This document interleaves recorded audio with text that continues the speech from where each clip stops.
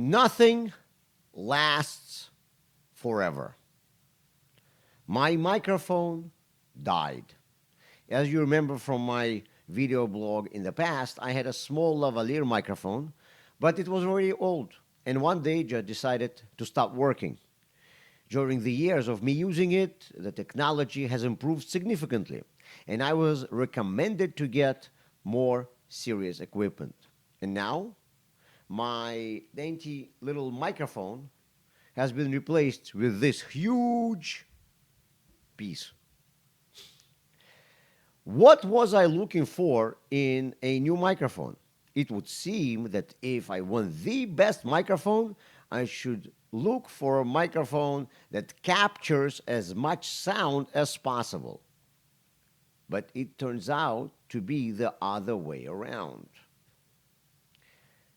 I don't have a acoustically treated studio with walls that block all noises.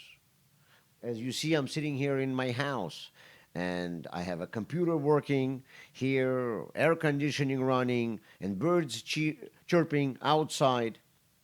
We are used to these sounds and we usually don't notice them. But if I want a clean recording, I need a microphone that doesn't pick up all these noises. To do this, I had to buy not a condenser microphone, which are more common usually, but a dynamic one. And it must be cardioid. Also, you may have noticed that if someone touches a microphone during the recording, you can hear a ruffling noise and even sometimes a knock. To avoid this, my microphone is placed in a shock mount. This is this thing looking like a spider web. In past videos, you probably noticed plosive sounds when I said the b or p. In order to protect the recording from them, I have a pop filter which is up here. And now I ended up with this whole structure. And I'm not even talking about low pass and high pass filters which are built into the microphone. Did you notice that all these devices are designed to cut out some sound? It turns out that a good microphone should not record as much as possible, but on the contrary, has as many filters as possible. We are surrounded by noises that distract us and sometimes don't even let us hear what is being said to us. We need to be able to block them. It is often believed that in order to be a smart person with a broad education, you need to know as much as possible of everything. Because of this, we have become information junkies.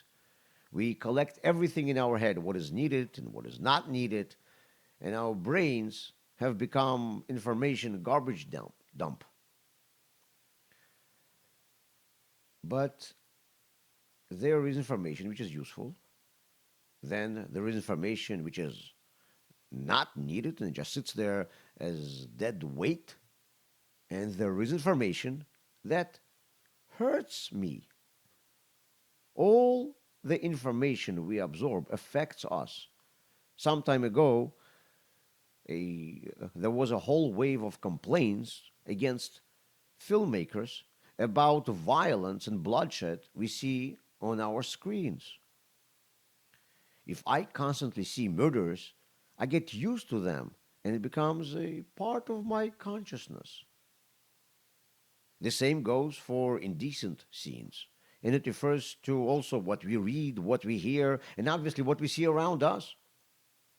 The problem is also that a recording you can edit later and erase unnecessary sounds most of the time. But in our heads, we don't have a delete button.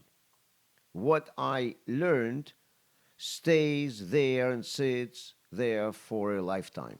Therefore, the need for a good filter on my brain is even stronger than on a microphone.